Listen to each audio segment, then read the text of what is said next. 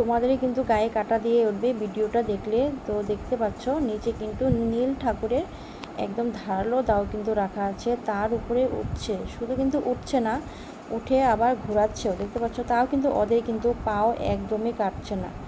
তো আমরা সামনে থেকে কিন্তু দেখেছি বন্ধুরা, একদম মানে গায়ে কাটা দিয়ে উঠছিল।